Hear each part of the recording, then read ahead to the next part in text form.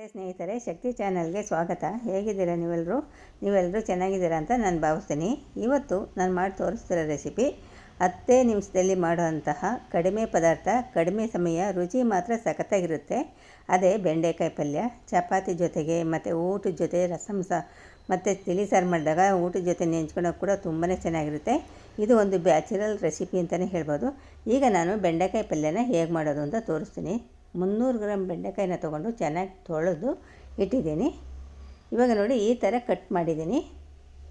ಸ್ವಲ್ಪ ದೊಡ್ಡದು ಅಲ್ಲ ಚಿಕ್ಕದು ಅಲ್ಲ, ಆ ಥರ ಕಟ್ ಮಾಡಬೇಕು. ಕಟ್ ಮಾಡಿದ ಮೇಲೆ ಬಾಣಲಿ ಇಟ್ಬಿಟ್ಟು ಬಾಣಲಿಗೆ ಒಂದು 2 ಚಮಚ ಎಣ್ಣೆ ಹಾಕಿ ಅದನ್ನು ಉರಿಬೇಕು. ಬೆಂಡೆಕಾಯಿ ಹಾಕ್ಬಿಟ್ಟು ಉರಿಬೇಕು. ಎಣ್ಣೆ ಏನಕ್ಕೆ ಹಾಕ್ತೀನಿ ಅಂದರೆ, ಬೆಂಡೆಕಾಯಿ ಲೋಳೆ ಇರುತ್ತೆ. ಆ ಲೋಳೆ ನಾವು ಎಣ್ಣೆಯಲ್ಲಿ ಫ್ರೈ ಮಾಡೋದ್ರಿಂದ ಲೋಳೆ ಹೊರಟೋಗುತ್ತೆ. ಅದಕ್ಕೋಸ್ಕರ ನಾನು ಎಣ್ಣೆ ಹಾಕಿ ಬೆಂಡೆಕಾಯಿನ ಫ್ರೈ ಮಾಡ್ತೀನಿ.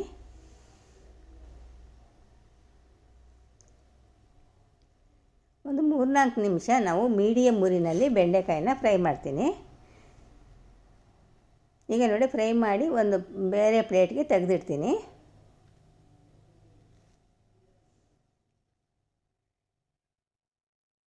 ಇವಾಗ ಬಾಣಲಿಗೆ ನಾನು ಒಂದು 3 ಚಮಚ ಎಣ್ಣೆನ ಹಾಕ್ತೀನಿ. ಇವಾಗ ಪಲ್ಯ ಮಾಡೋದಕ್ಕೋಸ್ಕರ ಒಂದು 3 ಚಮಚ ಎಣ್ಣೆನ ಹಾಕ್ತೀನಿ. ಎಣ್ಣೆ ಬಿಸಿ ಆದಮೇಲೆ ಸಾಸಿವೆನ ಹಾಕ್ತೀನಿ.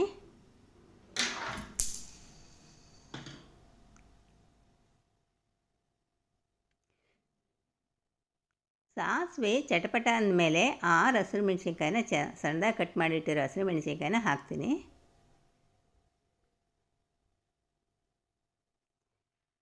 ಹಸಿರು ಮೆಣಸಿನ್ಕಾಯಿ ಹಾಕಿದ ಮೇಲೆ ಒಂದು 2 ಗೆಡ್ಡೆ ಈರುಳ್ಳಿನ ಸಣ್ಣದಾಗಿ ಕಟ್ ಮಾಡಿಟ್ಟಿರೋ ಈ 2 ಗೆಡ್ಡೆ ಈರುಳ್ಳಿನ ಹಾಕ್ತೀನಿ.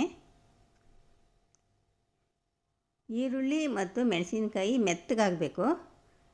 ಈರುಳ್ಳಿ ಮೆತ್ತಗಾಗೋವರೆಗೂ ಒಂದು 3-4 ನಿಮಿಷ ಮೀಡಿಯಮ್ ಉರಿನಲ್ಲಿ ಫ್ರೈ ಮಾಡ್ತೀನಿ.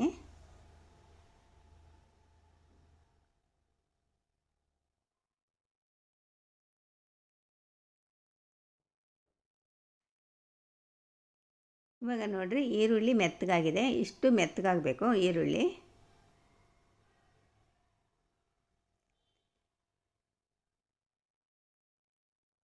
ಈಗ ಫ್ರೈ ಮಾಡಿಟ್ಟಿರೋ ಬೆಂಡೆಕಾಯಿನ ಹಾಕ್ತೀನಿ.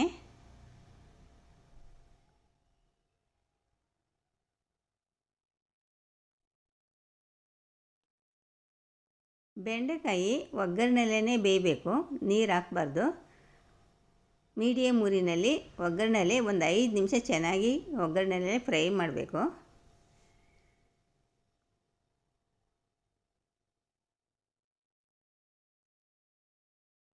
ರುಚಿಗೆ ತಕ್ಕಷ್ಟು ಉಪ್ಪನ್ನು ಹಾಕ್ತೀನಿ.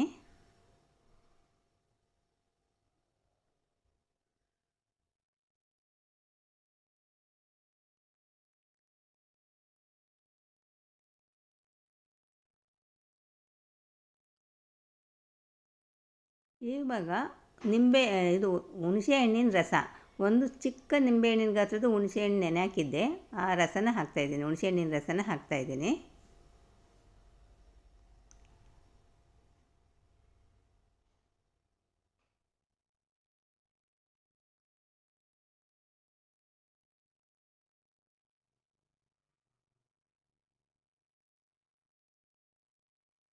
ಈಗ ಮುಚ್ಚಿಬಿಟ್ಟು ಒಂದು 4 ನಿಮಿಷ ಚೆನ್ನಾಗಿ ಒಗ್ಗರಣೆಲೇ ಬೇಯಬೇಕು ಬೆಂಡೆಕಾಯಿ.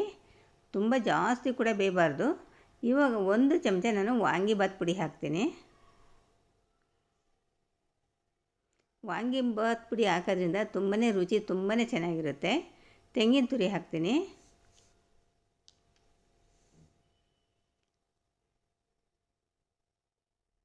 ತೆಂಗಿನ ತುರಿ, ವಾಂಗಿಬಾತ್ ಪುಡಿ ಹಾಕಿದ ಮೇಲೆ ಒಂದು 3 ನಿಮಿಷ ಚೆನ್ನಾಗಿ ಫ್ರೈ ಮಾಡಬೇಕು. ಮೀಡಿಯಮ್ ಊರಿನಲ್ಲಿ ಫ್ರೈ ಮಾಡಬೇಕು.